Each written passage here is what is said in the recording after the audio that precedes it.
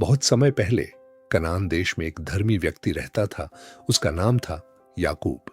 उसके 12 पुत्र थे, पर उनमें से एक था यूसुफ, जिसे वह सबसे अधिक प्रेम करता था। एक दिन याकूब ने उसके लिए एक सुंदर रंग बिरंगा वस्त्र बनवाया। जब भाइयों ने देखा तो उनके मन में ईर्ष्या भर गई। वे उससे प्रेम नहीं करते थे, बल्कि उससे जलते थे। एक रात यूसुफ ने सपना देखा। सुनो, मैंने सपना देखा, हम खेत में पूले बांध रहे थे। मेरी पूली खड़ी रही और तुम्हारी पूलियां उसके सामने झुक गईं। भाई बोले, क्या तू हम पर राज्य करेगा? कुछ दिन बाद उसने दूसरा सपना देखा। मैंने देखा सूर्य, चंद्रमा और 11 तारे मुझे प्रणाम कर रहे थे। अब उनके मन की जलन नफरत बन चुका था। एक दिन भाई दूर मैदान में भेड़ें चरा रहे थे। याकूब ने कहा, जा बेटा, देखा तेरे भाई कुशल से हैं या नहीं। जब भाइयों ने उसे दूर से आते देखा, वे बोले, देखो, सपने देखने वाला आ रहा है, आओ उसे मार डालें। पर बड़े भाई रूबेन ने कहा, नहीं, उसे मत मारो, उसे कुएं में डाल दो। उन्होंने उसका वस्त्र उतारा और उसे सूखे कुएं में फेंक दिया। भाइयों, मुझे बाहर निकालो। पर किसी ने दया न की। तभी मिस्र जाने वाले व्यापारियों का काफिला आया।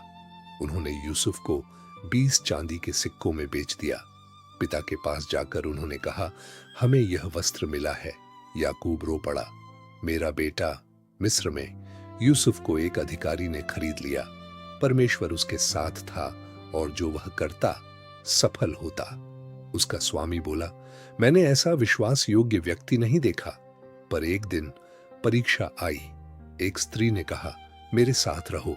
यूसुफ बोला, मैं परमेश्वर के विरुद्ध पाप नहीं करूंगा। उसने उसका वस्त्र पकड़ा, पर यूसुफ भाग गया और झूठे आरोप में उसे जेल में डाल दिया गया। जेल में भी परमेश्वर उसके साथ था। जेलर ने कहा, यह युवक भरोसे के योग्य है। एक रात 2 कैदियों ने सपना देखा। वे परेशान थे। यूसुफ बोला, अर्थ परमेश्वर बताएगा।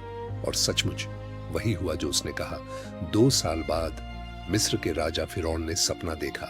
7 मोटी गायें, 7 दुबली गायें, 7 भरी बालियां, 7 सूखी बालियां।